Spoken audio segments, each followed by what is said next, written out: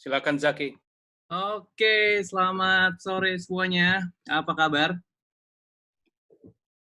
Ya, jadi pada sesi hari ini kita kehadiran bintang tamu yang istimewa dan tentunya hadir bersama di acara ngobrol Ramadan bareng siblings Rumah Millennials. Tentunya judul hari ini adalah mainly about the role of HR during crisis and management strategy and people empowerment.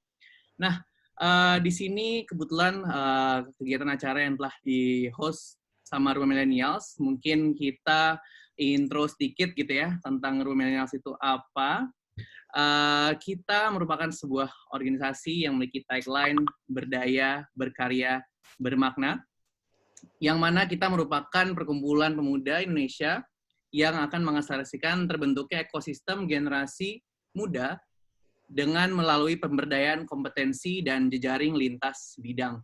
Kita kebetulan founder dan chief-nya Rumah Millennials di sini ada Mas Taufan Akbari yang kebetulan meng-host kegiatan hari ini. Kemudian di sini kita juga menghadirkan ekosistem pemuda-pemudi lintas bidang yang tentunya dapat berdampak dan saling terhubung satu sama lainnya.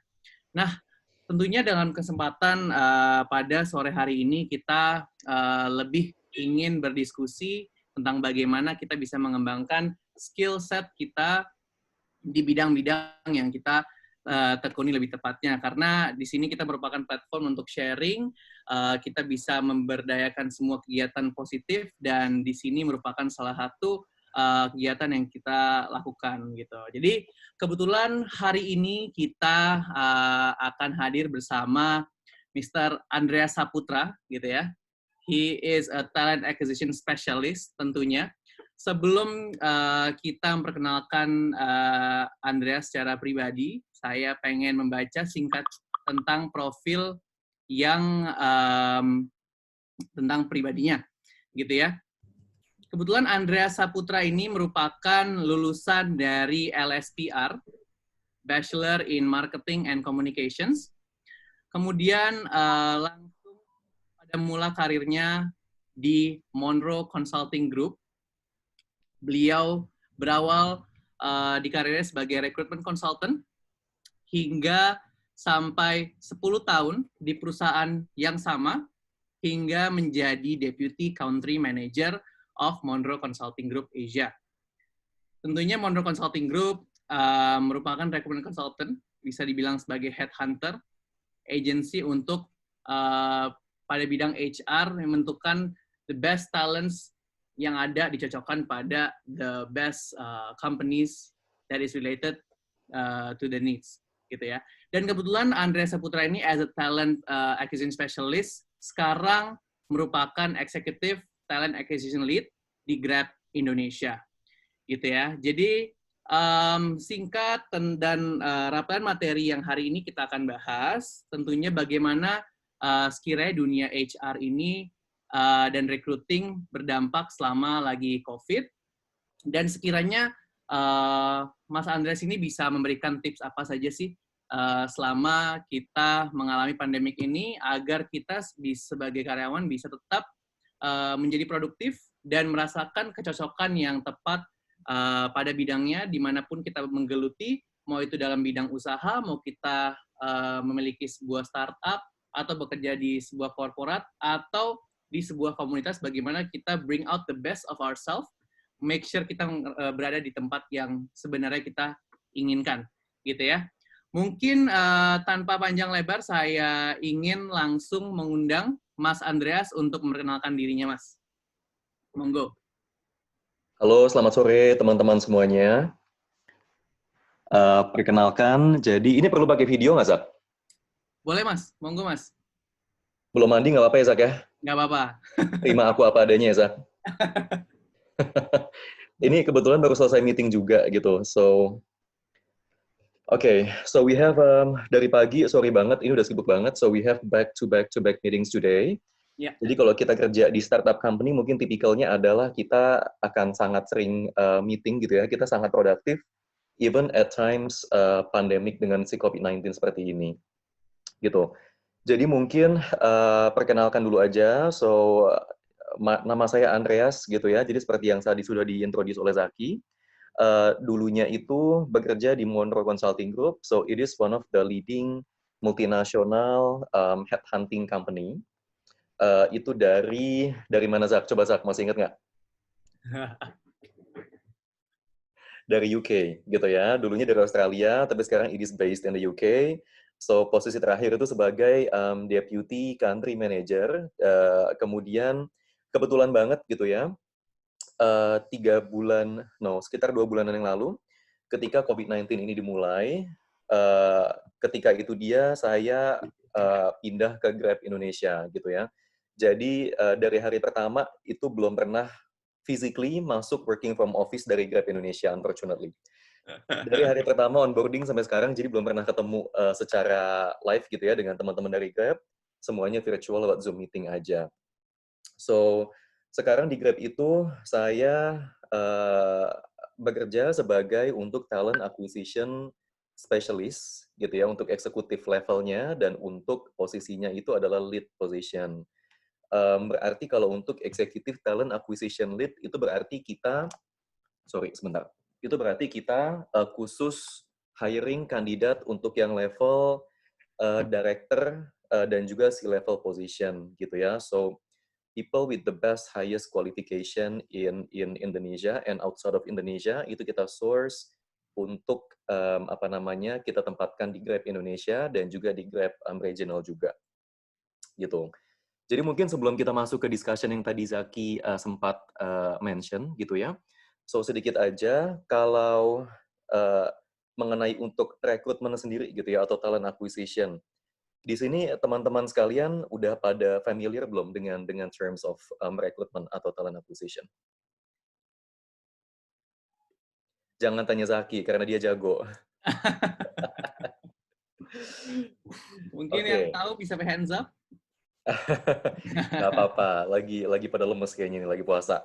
Iya. Oke, jadi gini, sebelumnya kita akan coba introduce sedikit dulu aja kali ya. Kalau mengenai untuk Grab sendiri itu mungkin nggak perlu lagi diintroduce. So Grab itu the way we call it, ini company-nya adalah it is at the moment the biggest technology startup company in Southeast Asia, gitu ya. So that's how we call it. So it's a hyper growth startup company, dan kita itu punya presence atau kita itu punya offices in all countries in Southeast Asia, including R&D office-nya itu kita ada di Bangalore, kita ada di Romania, dan juga in the United States. Jadi secara size of the company, Grab itu lumayan besar gitu ya. So seperti itu. Jadi kalau talent acquisition sendiri ini, kalau misalnya di company-company lain, mungkin ini adalah part of the HR, of the Human Resources Department. Cuma kalau di Grab itu kita quite unique, karena kita nggak panggil department HR kita itu sebagai HR, tapi sebagai POPS Department. Atau POPS itu adalah abbreviation dari People Operations Department. Ya, jadi di People Operations-nya Grab itu, kita punya 3 main function. Jadi kita punya untuk yang POPS BP. POPS BP itu adalah People Operations Business Partner. Itu mungkin kalau di company lain sama dengan HRBP gitu ya, Human Resources Business Partner. Kemudian kita punya untuk POPS PS. Itu berarti PS itu adalah abbreviation buat People Services. Kemudian last but not the least adalah untuk yang People Operations buat yang TA atau Talent Acquisition. So, disitulah gitu ya, aku beradanya di Talent Acquisition-nya itu. So, function-nya TA itu apa, atau Talent Acquisition, atau Recruitment, itu namanya ada lumayan banyak. Jadi sebenarnya kami ini adalah backbone company yang bertanggung jawab untuk acquiring the best high potential talent yang ada di market saat ini. Gitu ya. Jadi nggak cuma di Indonesia aja, kita juga ambil kandidat itu beberapa dari luar Indonesia juga. Tetapi karena memang one of the vision and mission of the company itself, memang untuk empowering Indonesian talent atau Indonesian people, jadinya memang kita 90% itu kita ambil dari local talent di Indonesia. Gitu. Jadi bagi teman-teman yang ada di sini gitu ya, kalau nanti punya opportunity buat join with the startup company, mungkin Grab salah satunya, you will be amazed to see how diverse orang yang pernah kita hire dan saat ini masih kita hire di Grab. Gitu ya, mereka itu the best of the best high potential people in the market, itu biasa kita kumpulin di situ. Nah, prosesnya seperti apa sih untuk rekrutmen itu? Mungkin kita bisa coba tengok sedikit dulu aja. Kalau untuk proses rekrutmen di Grab itu sangat panjang gitu ya. Kalau dulu itu mungkin kalau kerja di agency lebih simple dan kerjaannya itu sangat praktikal dan juga sangat repetitif gitu ya. Kalau di Grab itu berbeda. Jadi the moment misalnya ada satu department atau hiring manager yang memang membutuhkan kandidat gitu ya, kita harus langsung bikin namanya itu recruitment plan. Recruitment plan itu panjang banget. Itu mulai dari proposition untuk uh, uh, job requisition-nya seperti apa gitu ya. Kita pasang job ad-nya gimana. Kita harus consider dulu internal talent kita siapa aja. Budgetnya berapa, apa namanya, untuk masuk ke grade berapa gitu ya. Kemudian nanti akan report ke siapa, organization chart-nya gimana. It's very complex process overall gitu. Untuk nanti eventually kita bisa untuk melakukan talent sourcing di market gitu ya. Kemudian kita akan screening, interview, assessment, sampai nantinya kita akan bisa hire kandidatnya. Nah, kalau di Grab itu prosesnya, aku akan coba bacakan sedikit gitu ya, untuk kasih the best understanding-nya aja, what it feels like working as talent acquisition di Grab Indonesia. Mungkin nanti teman-teman gitu ya, ada yang interested buat menjadi TA juga atau recruitment in the future, then, give me a call gitu ya. So maybe gitu kan. So karena kita lumayan hire banyak high potential people, millennial, untuk kita jadikan intern, itu yang pertama. Dan yang kedua itu kalau di company lain sebutannya MT atau management trainee. Kalau di company kita itu sebutannya adalah Grab Tech Future Leader, TFL.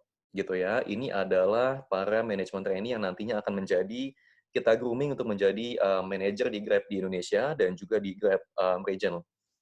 Gitu. Nah, ini prosesnya seperti apa? Jadi kalau misalnya di Grab itu, prosesnya agak lumayan panjang.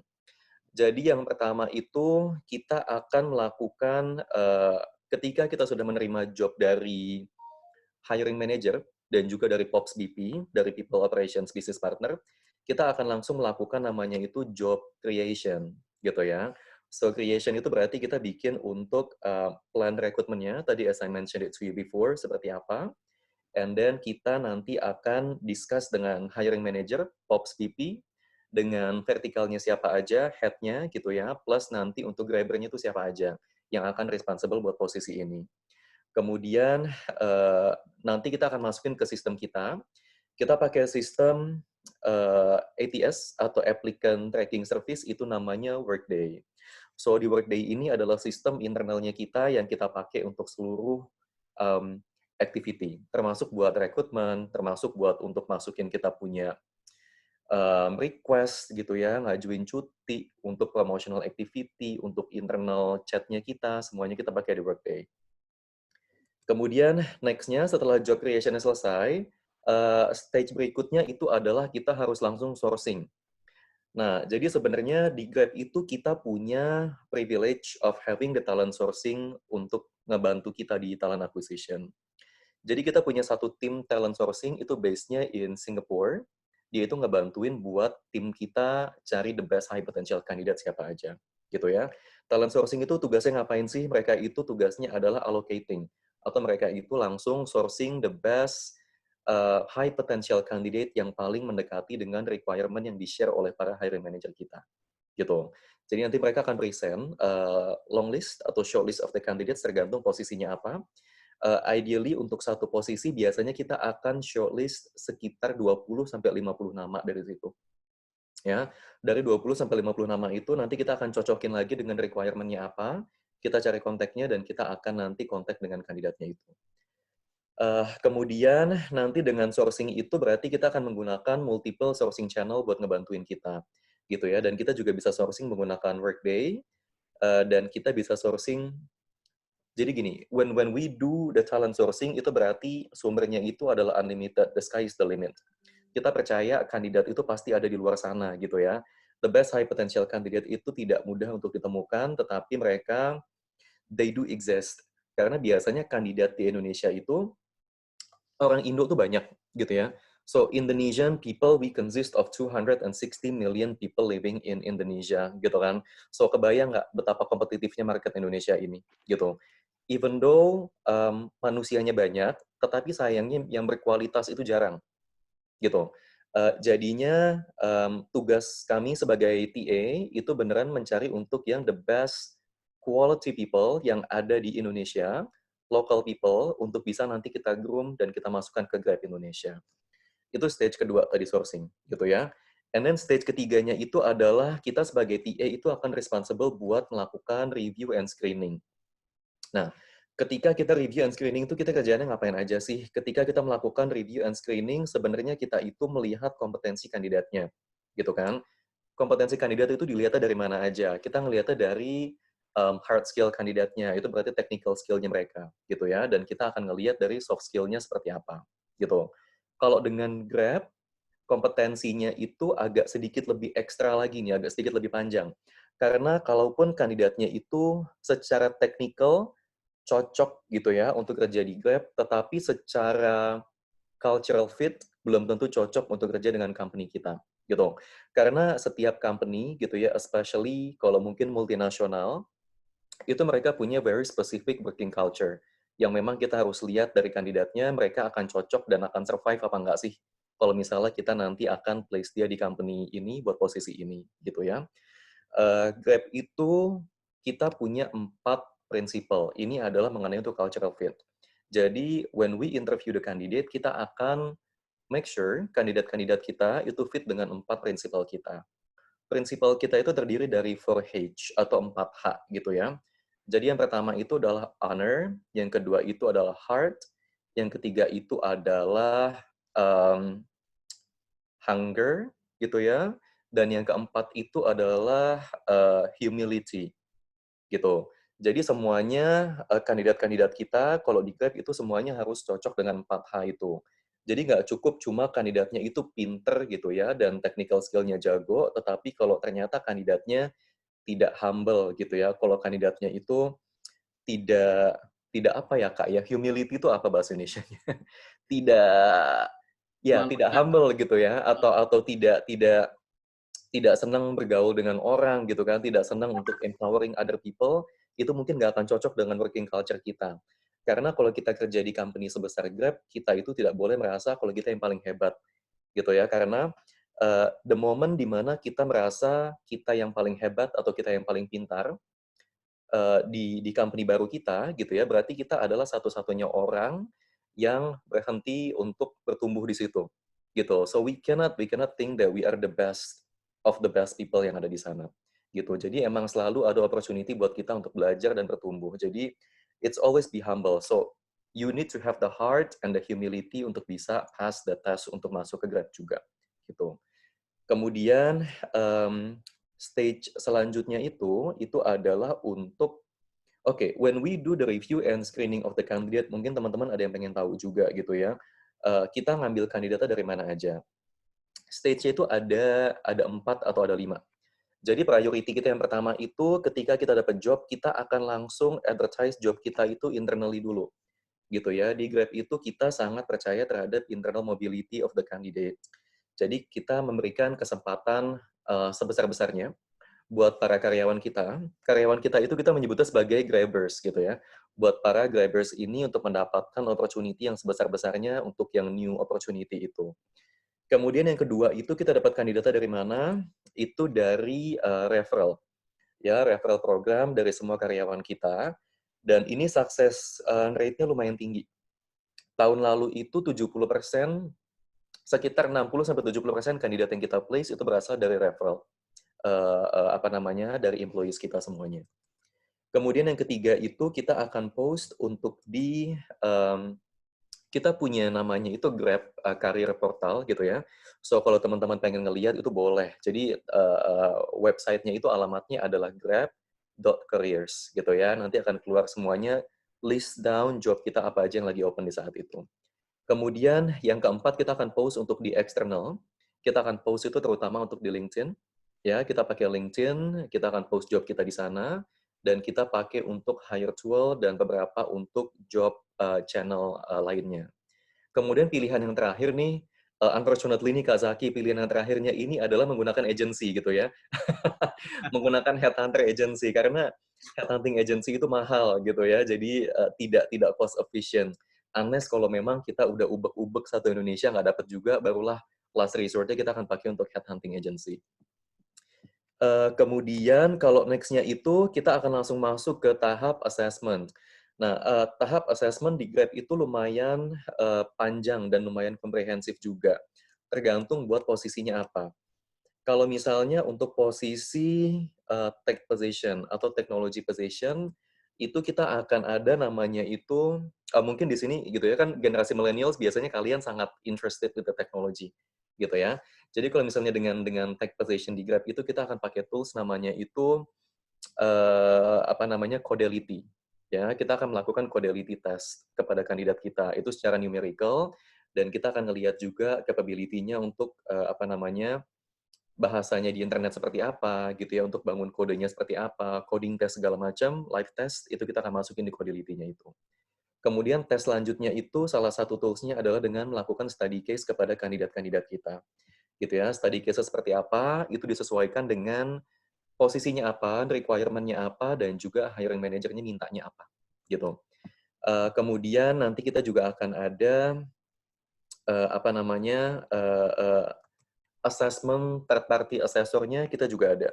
Jadi kalau untuk posisi-posisi tertentu, kita akan pakai untuk integrity assessment agency. Nah, ini akan lebih deep lagi nih. Ini akan lebih psychological type of assessment kepada kandidatnya. Kita akan ngelihat dia punya decisiveness, kita akan ngelihat dia punya leadership, kita akan ngelihat dia punya apa namanya integrity gitu kan, honesty, making decision-nya seperti apa. Nanti bisa kelihatan dari situ. Kemudian setelah assessment prosesnya itu sudah selesai, barulah nanti kita akan mulai tahap interview gitu dengan kandidat-kandidat ini. So when we do interview with the candidate, kita itu akan pakai namanya itu behavioral based interview dan juga competency based interview untuk melihat kandidatnya punya kompetensi dan behavioral seperti apa gitu ya. Tadi seperti yang saya mention, kalau di Grab itu technical quality is just as important as your behavior gitu. Jadi nggak cuma untuk karena orangnya pinter aja, tetapi kalau memang dia sombong dan tidak punya tendensi buat empowering other people, biasanya agak sulit buat masuk ke company ini. Kemudian next-nya itu nanti kita akan, kalau misalnya semuanya udah oke, interview pertamanya udah oke, interview keduanya udah oke, gitu ya, biasanya dengan hiring manager-nya langsung, plus dengan Ops BP-nya, kemudian di atasnya lagi itu nanti dengan hiring manager plus satunya berarti dengan the boss of your boss, gitu ya. Kemudian nanti baru dengan si HR head-nya atau kita bilangnya itu adalah head of Pops Indonesia. Jadi sekitar 2-3 kali stage of interview, which in my opinion itu lumayan apa namanya lumayan praktikal, gitu ya, lumayan efisien. Jadi 3 kali interview dan biasanya itu kita selesaikan dalam waktu 1-2 minggu. Nah, kalau kerja di Grab itu, kita sangat ngebut nih semuanya. Jadi mulai dari kita bikin recruitment plan, sampai menyelesaikan semua interview, itu dalam waktu 2-3 minggu. Itu kita ngebut-ngebut-ngebutnya, gitu ya. Pokoknya kalau kerja di Grab tuh berasa kayak ada, apa ya, ini jangan diartikan sebagai negatif gitu ya. Seperti ada, kayak ada setan di belakang. Jadi ngejar-ngejar mulu gitu kan. Jadi take it as in a positive way, karena itu bikin kita lebih larinya lebih cepat gitu. Kemudian setelah interview nanti kita akan masuk ke tahap pre-hiring. Pre-hiring ini nanti berarti kita akan melakukan reference check. Ya, reference check-nya itu kita punya agency reference check kita sendiri. Dan kalau untuk posisi yang executive level, which is my responsibility, reference check-nya itu akan dilakukan secara manual gitu. Kemudian tahap terakhirnya itu adalah kita akan tahap untuk offering dan onboarding. Offering dan onboarding-nya di Grab itu lumayan komprehensif gitu ya. Jadi mulai dari kita persiapkan sistemnya, dan di Grab itu satu employee atau satu new Grabber itu akan punya satu buddy. Berarti akan punya satu teman yang akan ngebantuin during the adjustment process atau probation period of the candidate selama 3 bulan. Gitu ya. Kita mau make sure kandidatnya itu dapat the best recruitment dan juga onboarding experience. Serunya lagi itu ketika onboarding, ini unfortunately belum pernah ngalamin, karena begitu masuk langsung COVID-19 gitu ya. ketika kita onboarding itu kalau di Grab kita akan diajakin muter-muter gitu kan, sama abang Grab-nya, sama driver kita. Muter-muter kota seharian. Jadi we get the experience of what it feels like being a Grab driver gitu ya, dan ngebantuin orang buat apa namanya, mobilitasnya mereka gitu. Dan kita juga nanti akan ngebantuin para GrabFood kita untuk pick up makanan dan delivery kepada customer kita. So that's the experience of onboarding di Grab Indonesia gitu. Jadi sesudah itu sih biasanya udah standar ya. Jadi setelah 3 bulan nanti kandidatnya akan hopefully akan lulus probation period dan barulah nanti akan mulai lari gitu ya dengan si kandidatnya dan juga dengan si Grab-nya ini gitu. Nah, mungkin pembahasan selanjutnya itu basically adalah proses rekrutmen yang ada di Grab Indonesia. Jadi lumayan kompleks dan lumayan panjang, tetapi cukup efisien in terms of waktu, gitu. Kemudian next-nya itu mungkin pembahasannya tadi Zaki bilang mengenai untuk rekrutmen tren itu seperti apa sih during this COVID-19 situation gitu ya. So, unfortunately, we are living in a very unique situation di mana memang kita harus dealing with the new normal gitu ya. Dengan cara kerja yang baru, cara ibadah yang baru, cara hidup yang baru gitu ya. Due to this COVID-19 pandemic gitu. Jadi kita teman-teman di TA gitu ya, tim kita di TA Grab pun kita juga sudah anticipate ini gitu ya. Jadi yang pertama itu unfortunately yang tidak bisa dihindarin adalah kita itu sudah mengalami hiring freeze itu sudah sekitar hampir 2 bulan ya. Jadi memang saat ini um, tinggal sisa 10% dari porsi hiring kita normal gitu. Biasanya itu kita bisa hire ratusan employees untuk 1 semester aja. Tapi saat ini bisa dihitung pakai jari nih, kita cuma punya berapa job. At the moment, itu I am only responsible to manage for 10 jobs at the moment, which is itu terhitung sangat rendah sebetulnya. Gitu. Jadinya kita udah hiring freeze gitu ya, so hopefully not for long. Kita sih percaya things will go back better and stronger after this COVID end, gitu ya, so hopefully very soon. Kemudian ini COVID-19 affecting kita punya employees nggak sih di Grab gitu ya? Definitely, 110% affected juga gitu ya.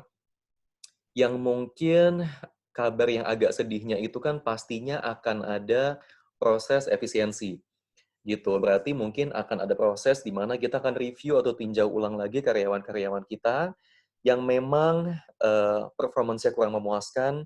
Unfortunately, mungkin harus kita let go for the time being, gitu ya, due to this situation. Tetapi Grab itu compare dengan company-company lain atau industri-industri lain, sebenarnya kita masih sangat strong. Karena kita ini adalah technology-based company. Jadi sebenarnya kita masih punya banyak backup plan untuk bisa backup kita punya bisnis. Bisnis kita yang paling suffer itu adalah bisnis kita untuk yang Grab Transport. Berarti untuk yang 4 wheels and 2 wheels. Itu adalah money making kita, gitu ya. Jadi itu adalah salah satu pemasukan Grab yang paling besar dari situ. Tapi due to the COVID-19 dan PSBB, unfortunately bisnisnya itu turun, ya. Tapi untungnya, thank God, satu bisnis turun, yang lain itu naik. Jadi kita punya kayak Grab Express, kita punya Grab Health, kita punya Grab Food, gitu ya. Kita punya Grab macam-macam, ya.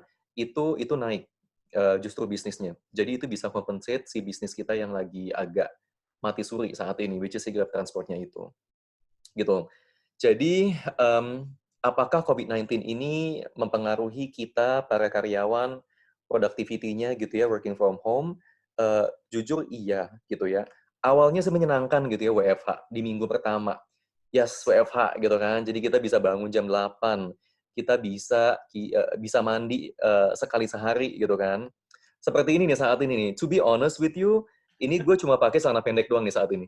Gitu ya, jadinya jadinya santai, meeting dari pagi pakai celana pendek doang, dan mandinya baru jam 11 siang gitu kan. Jadinya sebenarnya lumayan santai, but then again, when we have to deal with the new normal, so actually santai is not an option gitu ya, untuk kita kerja dan untuk kita bisa growing.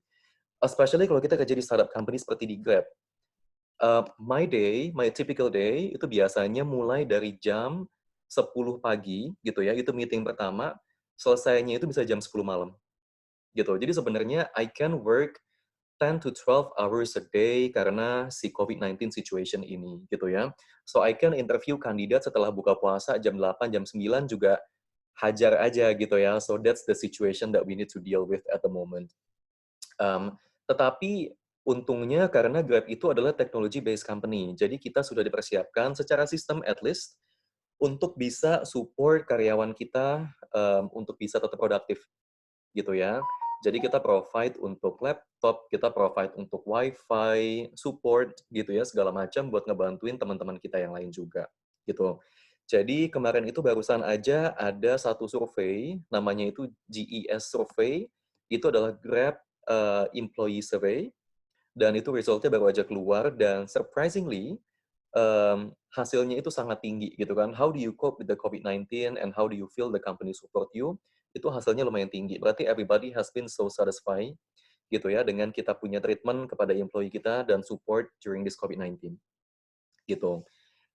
Seperti itu sih gitu ya. Kemudian mungkin tipsnya gitu ya, gimana kita bisa produktif ya, Kak Zaki ya, gitu Betul, ya, bisa during this produktif working dan from home. yang bisa di-relate juga sekiranya yang bisa mumpung lagi case seperti ini kan banyak teman-teman milenial di sini yang mungkin lagi mencari the best job after this gitu kan yang biar mereka tetap terlihat powerful gitu di mata seorang recruiter. Mungkin itu bisa disangkutin ke Andre.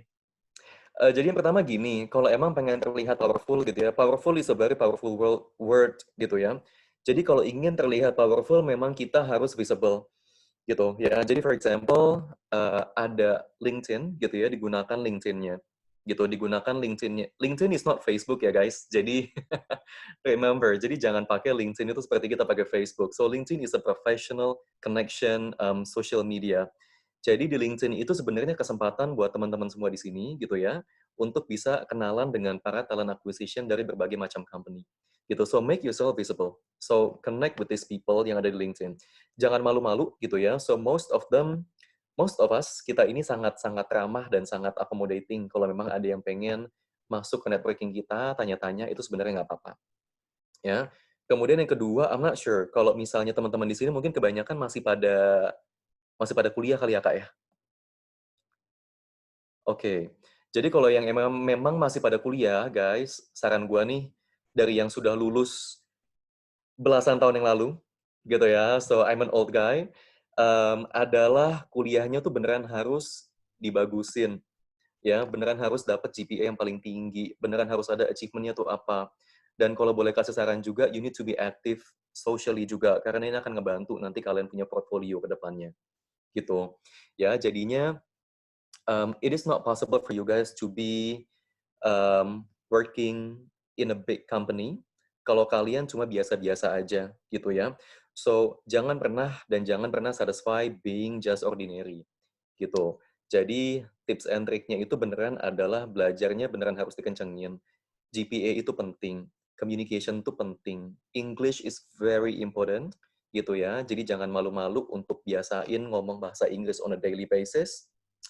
Um, so yeah, you cannot expect great result by keep doing the same thing, gitu ya. By keep doing just the bare minimum, it is not possible, gitu. Jadi untuk kita bisa melakukan perubahan besar, kita harus menjadi besar juga, gitu. Including kalau kalian masih kuliah juga itu bisa, gitu sih. Uh, itu ya Kak ya. Jadinya kemudian kalau boleh kasih tips juga nih gitu, gimana biar bisa kita tetap produktif working from home, at least bagi yang sudah kerja gitu ya, bagi yang sudah employed as employee saat ini, tipsnya itu adalah tetap stick to your routine gitu ya. Jadi kalau memang kalian biasa bangun jam 7 pagi, usahain bangun jam 7 pagi. Usahain langsung mandi gitu ya. So even though cuma ada so I'm stuck in my apartment, gitu, in my tiny apartment at the moment.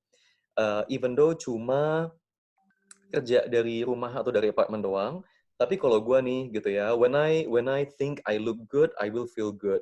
Gitu. Jadinya mandi gitu kan, rambutnya dibenerin gitu ya Kak ya. Jadi tetap dibiasain. It's important untuk tetap terlihat seperti kita menjalani hari kita biasa, ya. rutinitasnya dijaga. Jadi itu akan penting banget dan itu akan make you feel that as if you are working from the office actually, not working from home. So stick to your routine, it's really important. Gitu. Itu sih tipsnya. Kemudian tipsnya itu yang kedua adalah even kita lagi PSBB, lagi COVID-19 seperti ini, sebenarnya kalau kita keluar sebentar untuk melakukan grocery shopping gitu ya, usahakan kontaknya seminimal mungkin dengan orang itu nggak apa-apa. I think it helps you with your mental health juga sih untuk biar kita bisa tetap produktif. Gitu sih. Kemudian apalagi ya Pak Satu Zaki ya? lagi nih Kak, waktu itu yang ini juga bisa jadi bahasan banyak buat teman-teman dan bisa cocok. Jadi kan ini kita di millennials nih Kak, banyak juga teman-teman Aku yang juga masih mungkin milenial loh Kak, milenial ya mentok Kak. banyak juga kan teman-teman yang mungkin sekarang udah mulai berkarir atau akan berkarir atau yang sekarang mungkin juga lagi aktif berorganisasi untuk nambahin portfolio dia untuk nanti biar lebih atraktif di masa kerja nanti. Nah, kira-kira from your point of view nih Kak, how do you actually understand gitu ya, kira-kira apa yang udah kita lakukan atau dimanapun kita berada ini sekarang udah tepat sama apa yang kita inginkan nanti ya Kak? Kira-kira what's your tips on that? Oh, that's a tough question, Zaki. That's a tough question. Karena gini, even somebody at my age, at my level, with 15 years of working experience, kalau ditanya where do you want to be, I don't know, gitu ya. I still don't know, gitu. Kita mau jadi apa, mau kemana, sebenarnya kalau ditanya seperti itu, I don't know. Tetapi untungnya adalah I know my value and I know my passion-nya di mana, gitu. So, sangat penting untuk kita tahu value kita apa dan passion kita apa. My passion is people, basically. So, everything that has anything to do with people, that's my passion. So, learning and development, recruitment, talent acquisition, people development, gitu ya, itu semua adalah my passion. So, that's why I am working di people operation service, gitu ya, sebagai talent acquisition saat ini. Tapi mungkin gini, Zak, daripada kita musingin gitu ya, apakah kita saat ini sudah berada on the right track apa segala macam, sebenarnya jangan terlalu fokus untuk itu, karena malah akan jadi stres sendiri gitu ya. Karena sebenarnya it's okay kalau kita tidak mengetahui tujuan kita kemana gitu ya, tetapi kita enjoying prosesnya aja seperti apa gitu. Jadi kita menjalani proses tanpa selalu tahu mengenai tujuan akhir kita, itu nggak apa-apa. Itu namanya proses pembelajaran, ya. Jadi my advice itu adalah try everything, gitu. So you have to try everything to see kalian fitnya di mana, value kalian apa, dan passion-nya apa, and then kita mulai dari situ. Oke, soalnya kan biasanya hal-hal itu yang ditanyain kan Kak sama recruiter, dan kalau kita ngejawab itu nggak benar dan nggak tepat sasaran, nanti tentunya bakal jadi mindset yang nggak bagus buat mereka. Itu pertanyaan jebakan sebetulnya. So, recruiter itu suka menanyakan pertanyaan open-ended question gitu ya, atau open question. Jadi sebenarnya nggak ada jawaban yang benar dan salah gitu. So, it's how you convince your recruiter aja sih, basically. Oh, Mm-mm. siap, siap, siap. Nah, kira-kira kalau apa namanya dari Kak Andri sendiri nih, mungkin di sini teman-teman ada yang pendiri komunitas atau aktivis, kemudian juga mungkin ada yang memiliki sebuah usaha. Kira-kira what is your tips untuk nge-empower satu sama lain dengan baik agar organisasi atau perusahaan tersebut in terms of people-nya bisa maju bareng-bareng Mas as a company atau as an organization. Oke, jadi sepertinya gue akan menjelaskan dari point of view gue sebagai orang HR gitu ya, Kak ya, atau sebagai orang TA. Jadi yang paling penting adalah memang kalian itu harus punya company culture, gitu ya. So you need to set the right company culture. Company seperti apa yang kalian inginkan, company-nya mau dibawa kemana, gitu ya. And what's the value of your company? It's really important. Seperti gini, kalau misalnya kita ngomongin company culture, company value, vision, and mission, Grab gitu ya, dari awal Grab itu berdiri selama 8 tahun, the vision and the mission of the company itu udah sangat clear banget. Jadi yang pertama adalah Grab itu ingin menjadi company yang regional based.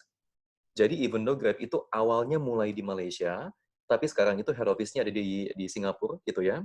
dan dia itu di Southeast Asia semuanya ada. Jadi mungkin beda dengan kompetitornya gitu ya Kak ya. Kalau kompetitornya itu mungkin dari awal base-nya adalah ingin membesarkan di Indonesia gitu ya. Kan makanya mereka punya tagline, nggak usah disebutin lah ya. Tagline-nya titik-titik-titik anak bangsa gitu kan. Nah, kalau kita nggak pakai tagline seperti itu. Dan juga vision and the mission Grab-nya itu dari awal adalah sebenarnya kita itu pingin empowering. Kita pengen uh, empowering people, kita punya partner. Partner itu berarti adalah driver, gitu ya. Driver kita itu adalah stakeholders kita.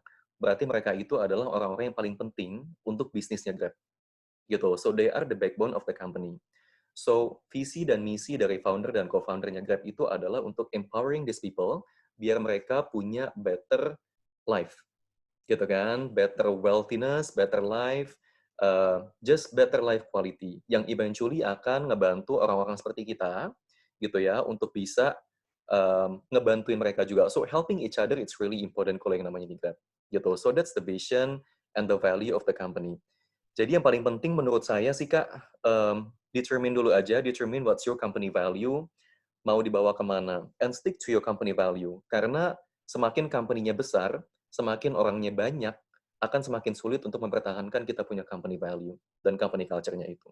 So stick with it, ya. Dan jangan lupa hire the best talent acquisition. I think it's really important, gitu ya. So the best talent acquisition will help you to find the best high potential people yang nantinya akan ngebantu company-nya juga eventually. Berarti sama seperti quotes yang sering orang ngomongin ya kayak the higher you go, the higher the wind blows ya. Definitely, definitely. I see, I see, I see. Nah, kira-kira tadi kan Kak Andre udah banyak juga nih menceritakan kayak apa namanya more of di mana Kak Andre berada gitu ya, as a company, as in a startup, and in a growing startup di Southeast Asia. Gitu. Ya. Kira-kira kalau Kak Andre bisa ceritain, since apa namanya sebelum kita masuk Q&A kita masih ada 10 menit lagi, kira-kira di perusahaan lainnya nih Kak, kira-kira what is happening around us atau what is happening around other company, satu di bidang rekrutmen dan satu secara bisnis in general lah. Oh, agak broad pertanyaannya. So, what is happening? So, rekrutmen itu trennya selalu berubah tiap tahun gitu ya, Zak ya? Ya. Jadi, selalu berubah dan perubahannya itu cepat banget. Jadi, for example, kalau zaman dulu itu sepertinya orang hanya mementingkan untuk technical quality-nya aja, tetapi kalau company zaman sekarang itu trennya lebih memperhatikan porsinya 50-50. 50% on the technical quality and 50% on the soft skill, kemudian untuk cultural fit kandidatnya juga, gitu ya. Jadi kita udah bagi dua saat ini seperti itu. So, gitu sih kalau mengenai rekrutmen gitu ya. Jadi tergantung company-nya apa dan direction-nya mau dibawa kemana. Tetapi, ini boleh pamer sedikit ya, Zak? Gitu. Jadi kita Boleh. baru aja menang nih satu award dari satu majalah marketing terkenal, itu sebagai The Best HR Technology Award. Gitu. Jadi kita itu memenangkan penghargaan untuk human resources di bidang teknologi. Jadi mungkin perubahan yang paling signifikan adalah kalau kita di Grab itu kita sangat utilizing technology, Zak. Gitu. Jadi kita we rely heavily on the technology. Mulai dari sourcing kandidatnya, mulai dari kita reference check kandidatnya, mulai dari kita nanti ada program onboarding kandidatnya gitu ya, itu beneran akan thorough sekali menggunakan sistem and technology. So we utilize heavily and we invest heavily on the technology sih, termasuk buat di rekrutmen itu sendiri. Karena rekrutmen yang konvensional gitu ya, seperti yang dimiliki oleh beberapa company lokal mungkin udah nggak berlaku lagi nih, Zak. Gitu, dan buat teman-teman yang lainnya gitu ya. Rekrutmen itu nggak cuma sekedar untuk ketemu dengan recruiter, and then ketemu dengan mereka, and then kasih resume gitu ya, and then interview, kemudian kita dapat job-nya. So not at all. Itu sequence-nya lumayan panjang saat ini. Gitu ya. So prepare yourself, guys. Jadi nggak cuma untuk technical-nya aja yang dibagusin, remember, cuma kalian juga harus tahu mengenai untuk gini, prepare yourself. Sebelum kalian interview di company manapun, always prepare yourself. Belajar mengenai company-nya. Gitu ya. Because if you fail to prepare, you prepare to fail. Gitu ya. So that is something that I keep saying to my consultant back then. Jadi kita harus tahu company-nya apa. Belajar dulu produknya apa aja. Gitu kan. Compare dengan kompetitor, kelebihannya apa aja. Nanti ketemunya itu dengan siapa aja. gitu kan, cek dulu di LinkedIn. Ini adalah zaman sosial media, so everything is very open gitu ya. Harus You kepo ya. type, ya you type Zaki Halim gitu kan, keluar semuanya gitu kan, mulai dari foto dia bayi sampai sekarang. So you can actually learn a lot dari LinkedIn dan dari internet doang gitu ya. So always prepare yourself sebelum ketemu. Jadi gitu sih ya. Dan juga mungkin yang menariknya lagi nih Zak, kalau misalnya di Grab itu Ya. kita ini punya banyak project. Jadi salah satu project TA kita itu adalah untuk mengedukasi para hiring manager kita Zak. Gitu. Ya. Jadi kita memberikan edukasi ke mereka. So kalian nggak bisa lagi nih menganggap Grab itu company yang paling besar. Kita itu memberikan gaji yang paling tinggi. Grab is the best company to work with. Yang namanya kandidat, mereka bodoh amat mengenai gituan, gitu kan ya. So, lu sebagai user, gitu kan, sebagai hiring manager, kalian juga harus charming, gitu. Kalian harus bisa jualan kepada kandidatnya, gitu. Apa yang bisa dijual dari Grab? Apa yang bisa dijual dari leadership-nya lu tuh apa? Gitu. So, kita tuh punya project seperti itu, Zak. Jadi kita punya flexibility dan juga kita punya luxury untuk ngajarin para hiring manager kita sih. So that was the luxury that I didn't have working with Monroe Consulting back then gitu ya. Sekarang I do have that luxury, so, and I'm very happy. Gitu sih. Oke. Ya, I see, I see. So, jadi emang tentunya in this world now gitu ya, semuanya end-to-end proses itu harus lengkap kayak. Dan tentunya kita sebagai individu tuh harus benar-benar ngerasain that are we really where we are and where we need to be gitu ya. Karena kalau kita nggak apa Yes. namanya nggak pas pada ininya ya nanti kita nggak bisa maju bareng-bareng dengan perusahaan gitu kan kayak. Bener Kak, dan jangan lupa tuh enjoy the process ya Kak ya. Ya, Jadi jangan terlalu fokus, oh oke, gue pengen jadi brand manager nih gitu kan di Unilever for example. But then again, your capability itu sebenarnya adalah bukan di brand, tapi di sales. Jadi sebenarnya harus kalian apply bukan brand manager, tetapi sebagai key account manager. Ya kan? So benar. know your capacity dan juga sambil jalanin prosesnya dulu aja. Enjoy the process. Ya, you guys are still young, so just try everything. Jangan terlalu stres memikirkan untuk masa depan gue gimana ya, gitu kan. Dijalanin dulu gitu ya, nanti nanti akan ketahuan juga along the way kok. Kita nggak harus selalu tahu tujuan akhir kita, so it is okay. Siap. Dan itu bisa berproses kayak bisa ganti tengah jalan, yang penting kita puas akan apa yang kita ambil gitu ya. Yang penting kita ngambil lesson-nya apa, Kak, gitu ya. Lesson kita berhasil, kita gagal, kita selalu belajar dari situ kan. So what's the lesson from it? Gitu. Jangan pernah berhenti untuk bertumbuh sih menurut gue gitu ya. Iya. Jangan pernah merasa puas, jangan pernah merasa jadi yang paling pinter gitu ya. Selalu merasa jadi orang yang paling bodoh. Jadi di saat itulah kita akan selalu belajar sih menurut gue sih, Zak. Oke. Siap, siap. Oke Kak, mungkin ini apa namanya kita bisa masuk sesi tanya jawab Kak ya. Ini udah beberapa pertanyaan yang masuk di kolom chat. Nanti ini bisa apa namanya Kakak jawab langsung aja seiring dengan pertanyaannya. Yang pertama ini dari Miftah dari Jogja Kak. Halo, dari Jogja jauh ya. Jauh ya Kak ya. Nah ini Miftah ingin bertanya nih kira-kira Kak, saya punya startup digital marketing. Kira-kira apa sih tips and triknya untuk job yang bisa collab dengan perusahaan atau dengan company? Tips and trick untuk bisa collab dengan company, tergantung gitu ya. So, digital marketing kamu itu di spesifiknya di bidang apa, gitu kan. Kemudian, who is your target market? So, you need to know who is your target market, and what is your added value that you can offer to the company. Gitu. Jadi, kita nggak bisa nih, misalnya nanti kamu punya startup digital marketing company, gitu ya. Kemudian langsung pengen, oh oke, gue pengen mengajukan satu proposal ke Grab, gitu kan. Kalau nanti di Grab, kita pasti akan challenge kamu. So, why should we choose your company? Gitu kan. Added value kamu tuh apa? So, what's your justification compare with your competitor? Gitu.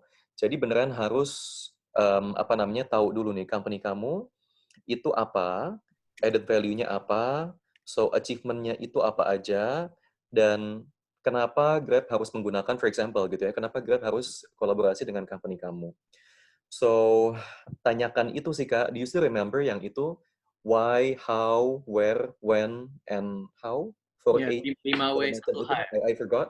Ya. Gitu ya. So, analyze dulu aja seperti itu, and then baru deh ngelihat target marketnya apa.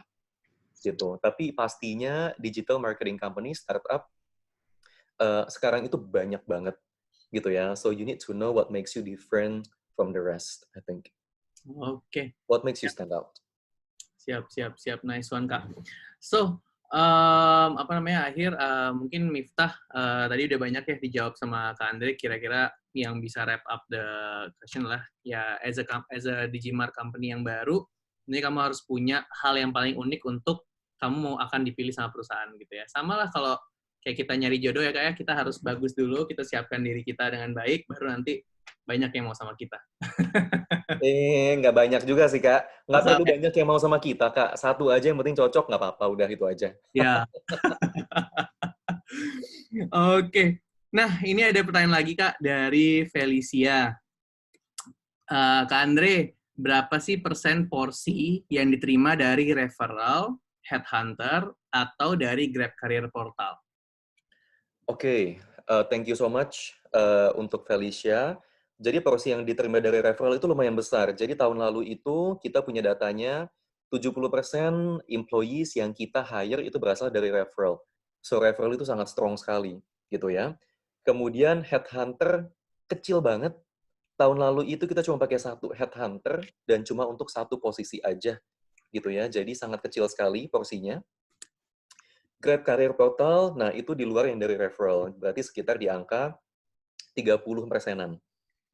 Gitu. Itu porsinya sih. Oke. Siap. Oke, I think Felicia udah kejawab ya, Fel ya. Kemudian ini dari Ponco, Jakarta. Kak Andre, apakah ada teknik yang membedakan untuk rekrut talent dengan seorang kandidat yang biasa? I'm not sure apa Ya, bedanya talent dengan kandidat biasa. Maksudnya high potential talent kali ya, Kak? mungkin ya. Mungkin membedakan gimana apa namanya potensial talent seperti apa dan kandidat yang biasa seperti apa. Yang membedakan itu pertama persona kandidatnya gitu ya. So when I meet with high potential talent, biasanya I can feel the charisma, I can feel the persona biasanya. Ya, itu pertama. Dan yang kedua itu biasanya yang membedakan adalah achievement-nya gitu ya. Kalau kita ngomongin technical quality-nya, kita akan ngelihat achievement-nya apa aja gitu ya. Dan juga company itu penting. Kita akan ngelihat company-nya dari mana aja. Karena typical company, for example, buat Grab Indonesia, kalau company-nya itu terlalu lokal gitu ya, mungkin tidak akan cocok. Mungkin gitu, secara culture. Karena mungkin kalau kandidat yang terlalu lama kerja di local company, they don't speak fluent English, for example. Ya, mereka juga tidak mengerti framework mengenai untuk agile working seperti di Grab gitu. Jadi mungkin itu kurang cocok. Seperti itu sih yang membedakan. Jadi kita harus lihat juga si kandidatnya tuh achievement-nya apa, job experience-nya apa gitu ya. And then the feeling that we have when we are talking with the candidate it's really important. Ya, jadi connection atau engagement yang kita build dengan yang kita rasakan when we meet with the high potential talent, it's actually very important, gitu. Jadi, kalau boleh kasih suggestion juga, nanti kalau kalian punya opportunity buat interview, itu communication skills kalian itu beneran harus dilatih, gitu ya. Jadi nggak perlu kita kita nervous, tapi jangan sombong juga. So, but you have to be very well spoken. Ya, people with the ability to do great good communication itu biasanya akan maju ke stage berikutnya sih. Oke. Gitu. It's how you can convince your ini kan apa namanya your talent acquisition kan atau your interviewer sebetulnya during the recruitment itu. Oke, ini saya jadi kepikiran nih, Kak. Menurut Kak Andre, ini juga tadi habis Kak Andre jelasin tentang apa namanya how to suit yourself with the company ya. Menurut Kak Andre, lebih mending apa namanya the chemistry yang cocok apa compatibility yang cocok? Compatibility as in hard skill ya Kak ya, Betul. technical skill-nya. Berat Kak. Berat. Kita nggak mau gini, kita nggak mau punya kandidat yang super pinter, tapi ternyata dia tidak punya social skill capability gitu ya. Dia nggak bisa empowering anak buahnya. Dia tidak sensitif terhadap perubahan di sekelilingnya. Dia tidak agile terhadap perubahan. Itu agak sulit, Kak. Tapi kita pernah juga punya experience, kita hiring kandidat yang soft skill-nya oke banget, very social, menyenangkan gitu ya. Nggak mungkin kita bisa sebel sama tipikal orang seperti ini, ya. But then again, ternyata in terms of work, performance-nya agak kurang, gitu. Jadi, susah-susah gampang, Kak. Tapi untuk menjawab pertanyaannya Kak Zaki, sebetulnya harus balance, ya, between dia punya soft skill and hard skill-nya tadi itu. Oke. Tapi gini ya Kak ya, kalau Ya. mengenai hard skill itu sebenarnya, kalau posisinya belum senior, ini adalah sesuatu yang bisa kita build sih Kak. Ya, kita nggak keberatan untuk mendevelop kandidat-kandidat kita. As long as emang kandidatnya itu high potential dan fast learner aja sih. Siap, siap, siap. Mm-mm. Oke. Teman-teman masih ada yang mau bertanya? Atau Dela mau tanya, Dela? Kebetulan Dela co-hostnya juga nih Mas dari Room Millennials. Dia yang nyiapin semua conference room ini, semua teknis dan pelaksananya semua sama dia. Oh oke. Thank you so much Dela untuk Oh, semua benar dia nanya juga nih, benar. kerja keras. Oke, dari Dela Kak, ditanya Kak. Kalau bicara soal agility di tim Grab, seberapa agile tim di Grab dan adakah agile coach di tim Grab Kak? Dan gimana cara ngukur happiness karyawan di Grab? Oke, that's a great question. Thank you so much Dela. Jadi kalau mengenai agility kerja di Grab, super agile. Terlalu agile up to the point gini. Karena tipikalnya startup. Jadi kita pasti pernah dengar kalau startup itu adalah fast growth company gitu ya. Sedangkan kalau Grab itu kita ngomongnya bukan fast growth lagi nih, Dela. Kita ngomongnya itu hyper growth company. Karena saking cepetnya gitu ya. Kita bisa menerima 3 direction yang berbeda on a daily basis. That's what happened di Grab. Gitu. Jadi kita beneran harus benar-benar agile. Kalau kita nggak agile, kita bisa stres kerja di Grab. Gitu. Jadi bicara mengenai agile, I believe tim Grab itu adalah one of the most agile people in Indonesia. Gitu. Kemudian, adakah agile coach di tim Grab? Kalau untuk agile coach specifically, sepertinya tidak ada. We do have a lot of training and development gitu ya. Jadi ada classroom training, ada juga online training. Jadi kita secara training kita sangat well equipped sekali gitu. Tetapi kalau untuk agile coach specifically sepertinya tidak ada. Tetapi kita itu gimana bisa keep up with everybody yang ada di Grab, itu beneran kita harus belajar how to be agile, gitu kan? We really need to cope with the pressure, with the environment, with your hiring manager, gitu kan? You have to ask a lot of questions. Kalau emang kita nggak ngerti, jangan sotoy gitu ya. Kita harus selalu nanya, gitu sih. Jadinya kalau lingkungan kita itu drive-nya tinggi, agility-nya tinggi, biasanya otomatis kita akan ke drive ke lingkungan yang ke personality yang lebih agile juga eventually. Seperti itu. Kemudian cara ngukur happiness karyawan Grab itu kita ada yang namanya itu Grab Employee Service. Jadi yang seperti tadi saya bilang gitu ya. Jadi 1 tahun itu ada 2 kali Grab Employee Service. Kita akan ngelihat di situ. Leadership kita diukur, kemudian agility kita diukur, project kita diukur gitu kan, OKR kita, objective key result kita diukur juga dari situ. Jadi kalau di Grab nih Kak Zaki, enaknya itu adalah bukan cuma manajer yang bisa kasih feedback kepada kita Yap. bisa push dan kasih feedback kepada manajer kita. Jadi kalaupun kita nggak suka, kita akan ngomong di situ. Yang kurang dari lo begini. Jadi pernah ada experience, ini from what I've heard gitu ya, di mana manajernya itu sampai stres karena dilaporin sama anak buahnya. Dan itu sampai ke tingkat regional kalau di Grab gitu kan. Jadi beneran sampai dewa-dewanya di Singapura tuh pada tahu juga feedbacknya gitu. So semuanya tuh very open communication gitu sih. Tapi hasil Grab employee service kita dari Q1 tahun ini, thank God gitu ya, alhamdulillah sangat tinggi. Gitu. Berarti tingkat kepuasan employee kita itu di atas 75%, which is sangat valid. Siap. Oke. Now, kayaknya ini udah masuk the part where since Kak Andre udah banyak banget bahas sana kemari. Mungkin aku bisa mulai nge-recap ya. Mulai nge-recap conversation kita udah kemana aja, dan it's been a while gitu ya listening to Kak Andre yang seperti ini. Jadi Kangen nggak, Kak? apa? Kangen nggak, Kak? Oh iya, benar dong. Kangen Jadi ya, Kak? disclaimer, Andre was my boss. And he's That's a been long history. amazing. Kayak gitu.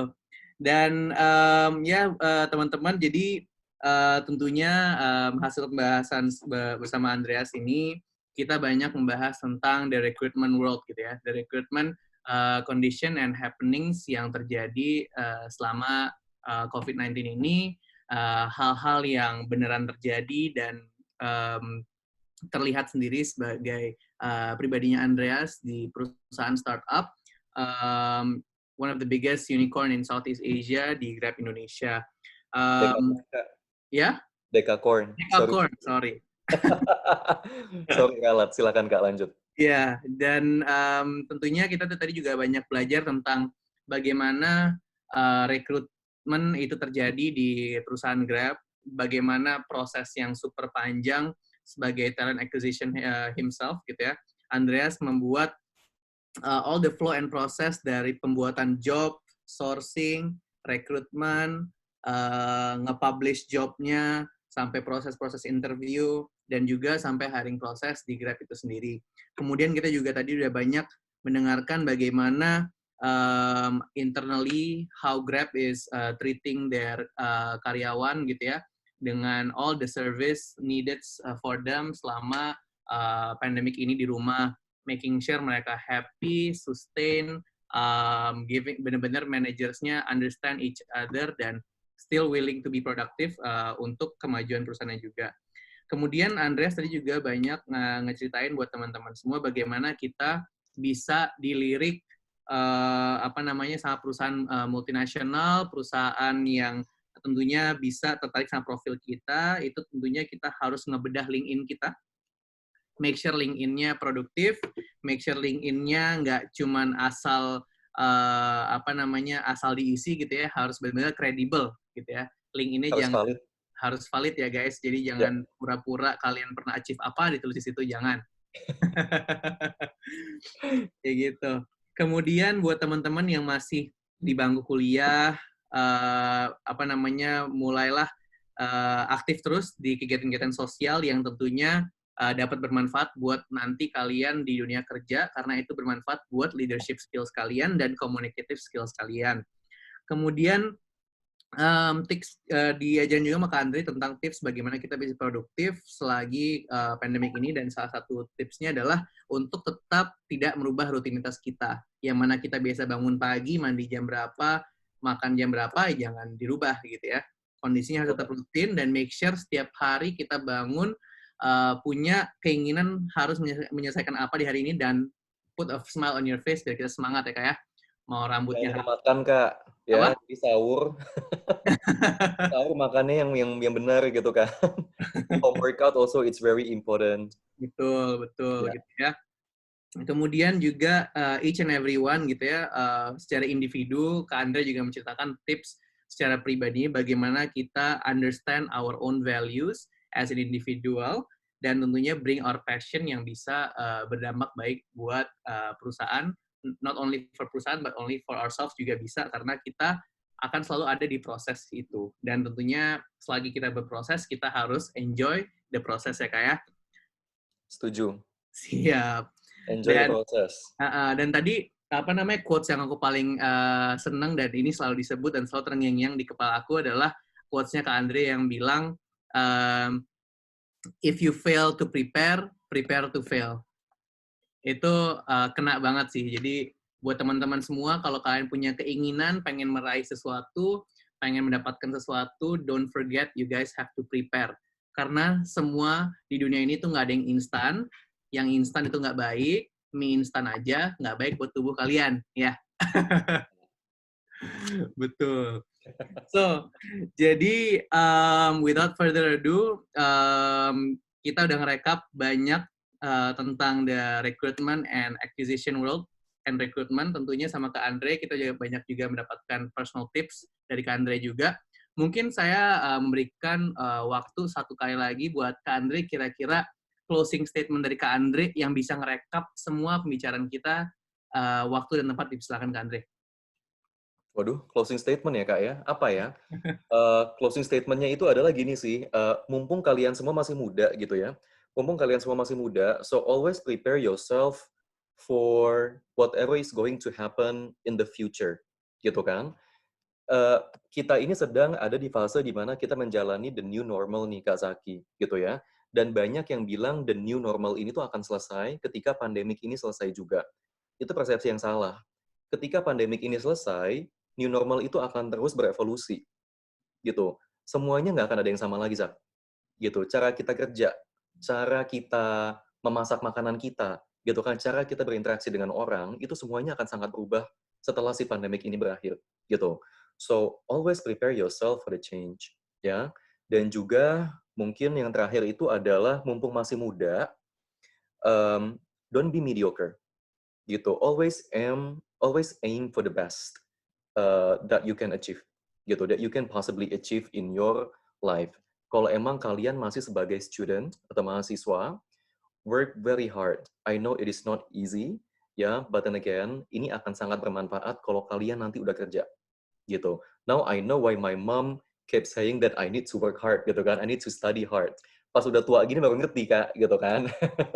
So, mumpung masih belum terlambat, mumpung kalian masih muda, you need to work very hard. Millennial generation seperti kalian, seperti teman-teman semuanya, itu banyak yang terjebak dengan satu satu framework yang berpikir kalau we need to work smart, but we don't need to work hard, gitu ya. Itu salah, teman-teman, gitu ya. Yang namanya kalian baru mulai career, you need to work hard, very hard. Kalau nanti kalian sudah reach certain stage of your career, gitu ya, then you can work smart, gitu. So I think that's something one or two tips that I can deliver, gitu, yang hopefully bisa diaplikasikan dan bisa berguna sih. Oke, siap. It's been great, Kak Andre. Thank you very much atas sesi yang luar biasa. Tentunya sesi kayak gini biar kita makin sane kayak interaksi dengan satu sama lain, sharing. I need it, yes. Let's stay sane. Bisa sharing lagi dan tentunya pasti banyak juga teman-teman di sini yang inspired nih by Kak Andreas. Nanti siap-siap Instagramnya diramein, Kak. Wah, nggak ada yang tahu lah, ya kan? Nggak ada yang tahu lah. Instagram gue isinya nggak banget, jangan. Oh, siap. Isinya Atau muka gue LinkedIn-nya semua, banyak yang jangan. follow, Kak. LinkedIn-nya banyak yang follow. Kayak gitu ya.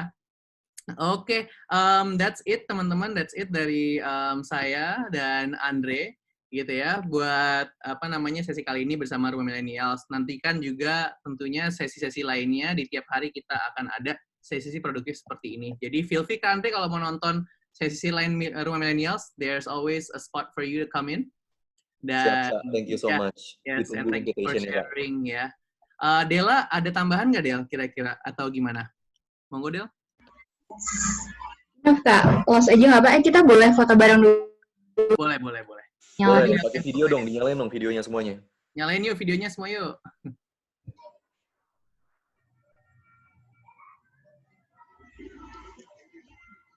Ayo. Ya, pada malu ya, ukti-ukti nih. Kapan lagi foto sama artis FTV, Kak Andre ya? Artis Korea tadi katanya Kak. Kim Jong Un nih, bukan artis Korea, presiden. Oke. Ayo, ready? Adela yang foto ya? Yes, dari aku ya. Bentar. Oke, Del.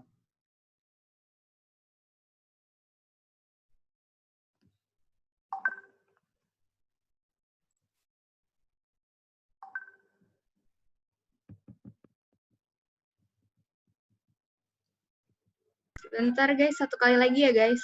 Yuk. Dihitung, Kak. Oke, 1, 2, 3.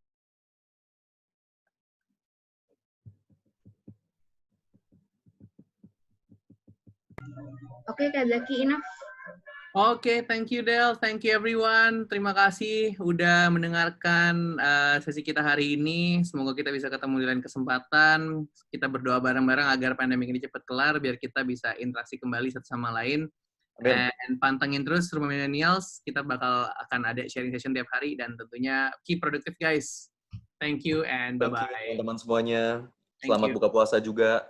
Ya, bye-bye.